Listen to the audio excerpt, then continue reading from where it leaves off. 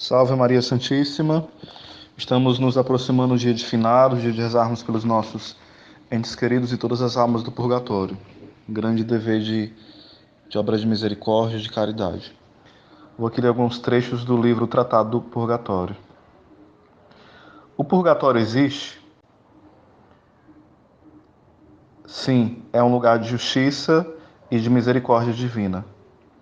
De justiça, pois as almas que passam por lá, após a morte, têm que pagar toda a dívida que contraíram aqui na terra.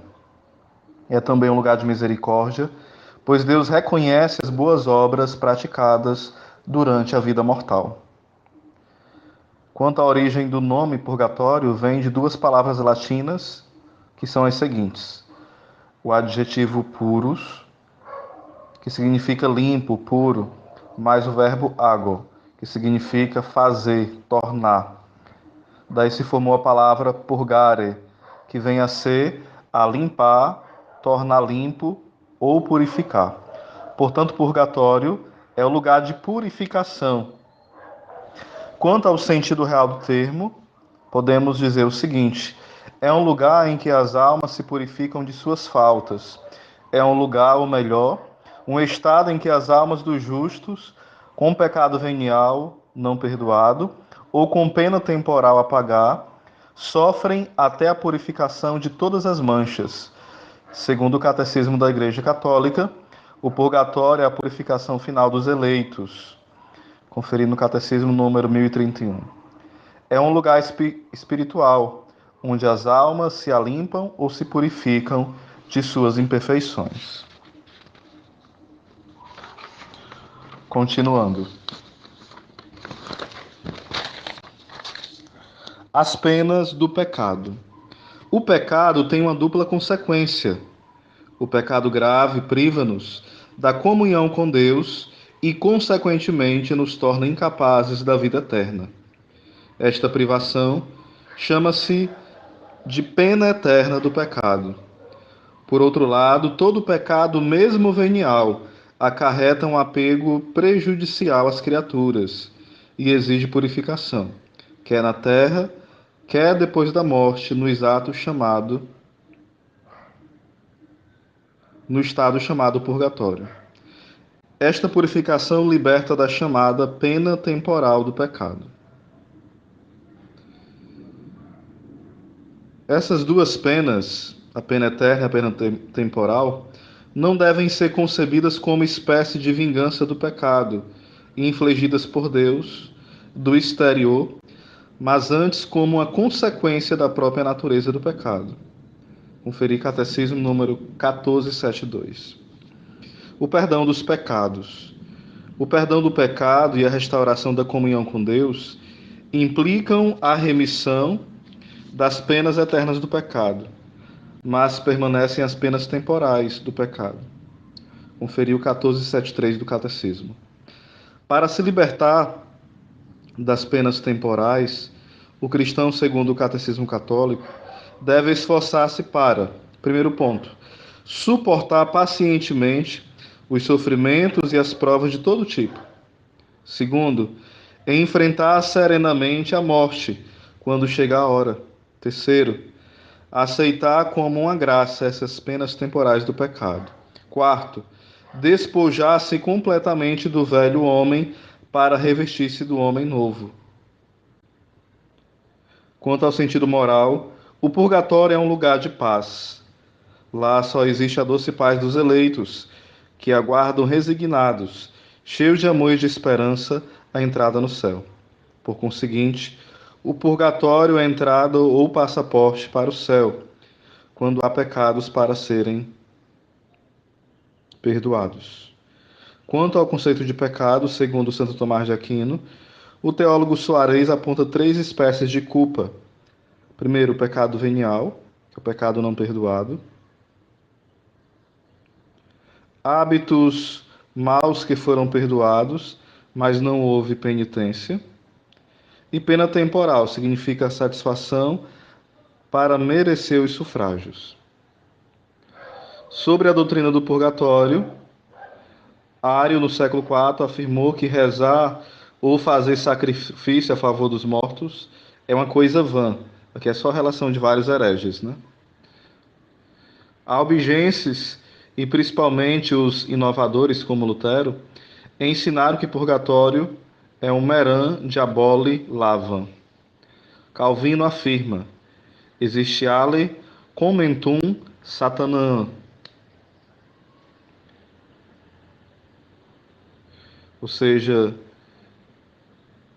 ele vai colocando que é como se fosse uma comunhão, né, com o demônio, com Satanás. Ele vai dizendo blasfêmias contra o purgatório, tanto os albigenses, Lutero e também Calvino. Os modernos protestantes, não poucos, admitem de boa vontade que existe um estado entre o céu e o inferno, mas rejeitam o nome de purgatório e asseguram que as almas podem merecer e satisfazer neste estado. Purgatório é um lugar de suplício, onde as almas dos justos purificados acabam de pagar as suas faltas, purgar, melhor dizendo, purgar as suas faltas. Existe o purgatório, no qual as almas dos justos que ainda não expiaram plenamente se purificam das penas e podem receber sufrágios dos fiéis. Prova-se pelos textos da Sagrada Escritura, pela tradição dos santos padres e pelos concílios provinciais e ecumênicos, pela razão de conveniência e pelo sentimento do coração. No Antigo Testamento, existe o texto clássico de Judas Macabeus.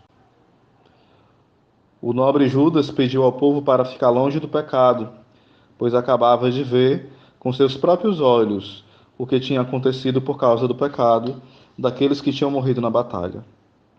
Então fizeram uma coleta individual, reuniram 2.000 moedas de prata e mandaram a Jerusalém, a fim de que fosse oferecido um sacrifício pelo pecado. Ele agiu com grande retidão, pensando na ressurreição. Se não tivesse esperança na ressurreição, nos que tinham morrido na batalha, seria coisa inútil e tola rezar pelos mortos. Mas, considerando que existe uma bela recompensa guardada para aqueles que são fiéis até a morte, então, esse é um pensamento santo e piedoso. Por isso, mandou oferecer um sacrifício pelo pecado dos que tinham morrido, para que fossem libertados do pecado. Os protestantes negam a existência do segundo livro dos Macabeus e alguns dos dois livros.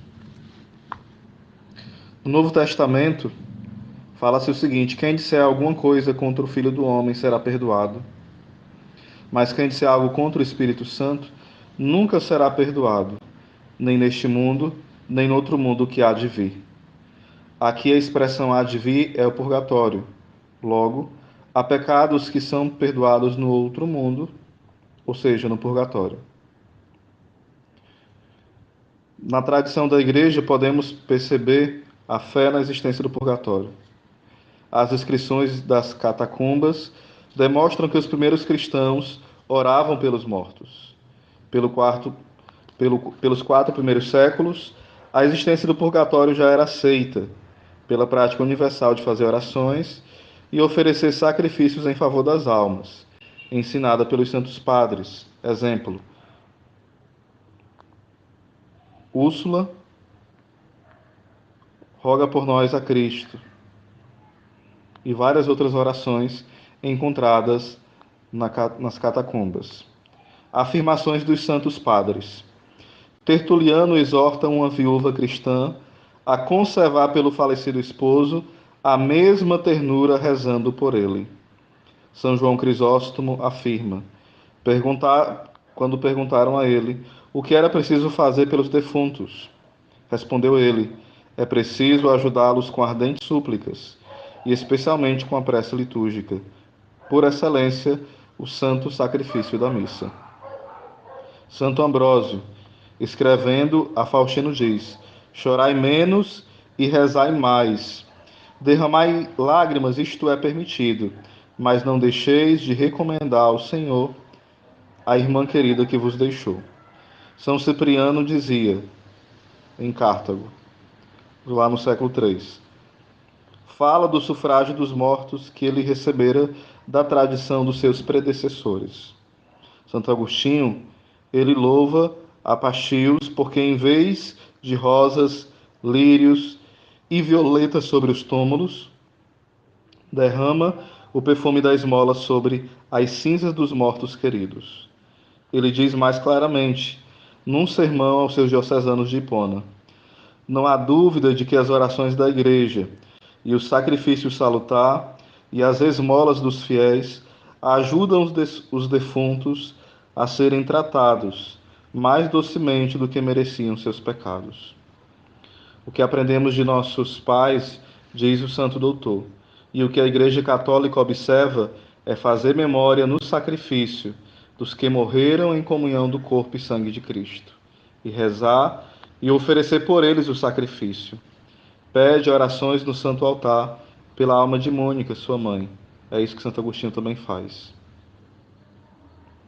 São Gregório Nazianzeno falava o seguinte: recomendamos a Deus as almas dos fiéis que chegaram antes de nós ao lugar de repouso.